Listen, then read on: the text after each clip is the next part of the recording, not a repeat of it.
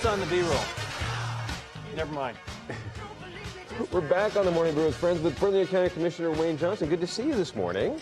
How's Good to things? be here. Yeah, it's great. That's good. Yeah, we're working. We've got a fun show today. We got Gary and Shad, everybody in this morning. It's super like fun. I told you, DJ. you got all the important people in me. I love it. Well, you're in your neck of the woods. You're working on some of the same kinds of economic development things that everyone else here today is working on, and a lot of that has to do with exporting what we make here. Am I right? Well, that's kind of the brass ring of economic development, right? Manufacturing. Right. They call it economic-based work exactly because it's the work that brings money in from out of state here. Right. You move product out and money in. That's what we want. That would be ideal, rather than just doing something that circulates money within the city, right? And we've had a lot to do with that. Whether you're talking about Intel, as far as manufacturing electronics and gadgets, helped. Yeah. Burlington County and Sandoval County both have helped with IRBs Absolutely. for Intel. Yep, and whether it's General Foods, which we're working on now, or call centers, or U.S. Foods, flagship foods, Right. we're manufacturing food here and then moving it out of the state and bringing the money in. That's what we want. That sounds like a plan.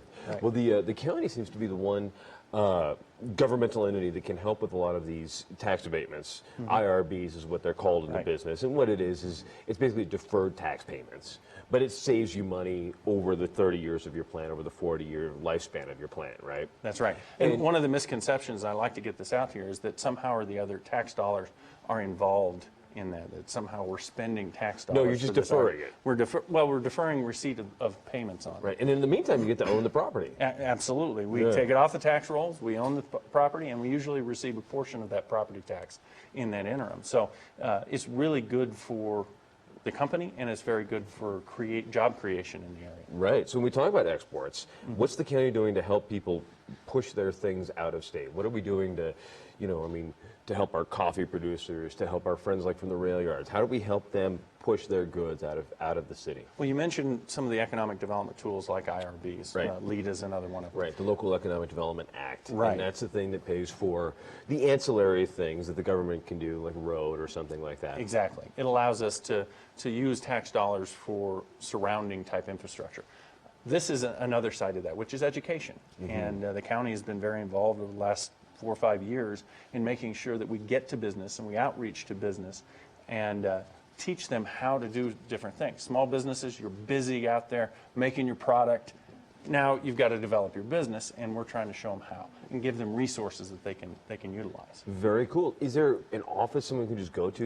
Or do you just kind of like raise your hand and say, hey, I'm over here? Well, and that's the problem. A lot of people don't know to raise their hand or give our office a call. Or realize they could be helped. That's right. And so what we're doing is this Saturday, we're putting together a summit for exporting your goods, trying to teach you how to do that. Also talking about some land use issues. So you can see it up on the screen there. Yeah. And we're having a workshop, and some of our local companies will be working with that. We've got Randy Trask from the Albuquerque-Bernalillo County Trade Alliance. He's great because he's helping people move things to Mexico. He's helping people move things. He's opening trade offices everywhere. Absolutely. Which is cool. And a lot of people don't know that, for example, the state of New Mexico has a trade office in Israel. Right. And I've gone there a couple of times, and they've been very useful and very helpful in helping New Mexico businesses connect with potential investors in Israel. So what are the things that we make here that can be exported? I mean, we think about, you get the basics, you get the chili, that kind of stuff. Yeah. But what are the other things that we can sell here that we could export? And what kinds of companies are you guys looking to help? Pretty much anything. I mean, from technology to food.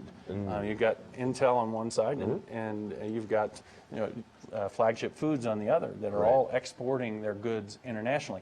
But just because you've got these big companies doesn't mean that a smaller company or a small homegrown company couldn't export their products. The folks who are, say, at the the South Valley Incubator, who are making salsas, the folks who are making jellies and jams out there, they could export those too, right? Absolutely. And who knows what different appetites or what the market is driving out in the world market. And the whole point is, we might have the next sriracha hanging out here, but we don't know. Right. And if they don't know about you and you don't know about them, then there's no way that you can get together and have a transaction. No doubt. So the whole point is get on the stage, show them what you're doing, and make sure that they know you're there. Right. And that's part of what we're doing today.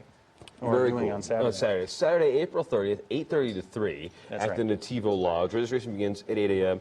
It's $10 and there's breakfast. That's right. That sounds like it's not much, It's only $10, $12 at the door, and most of it's going to covering the breakfast. And That sounds good. we've got 4 workshops, and it's designed so that you can go to all 4 of them. So you can deal with the land use issues. You can find out how to get your business onto the world market and the world stage. All of these workshops are set up so that you can go to each one of them. Very cool. And not miss the others. And you don't have to be a large company. Nope. You No. can In just fact, be a mom producer and of pops, anything. and you never know when you're going to quite get to that level. So this is part of developing and growing your business, is understanding what you can do at your business and what resources we make available or are available in the community. Sounds like a plan. And I'm looking over here at our PA, Liz. Is that a goat, Liz? It is a goat? Oh my gosh. Liz has a goat. Oh, wow. And we're going to have him on the show because Alex Potomo from the Rail Yards is here with us. Yeah. Maybe. They say never work with children and animals, and now Or politicians. exactly. A couple of seconds on the morning brew.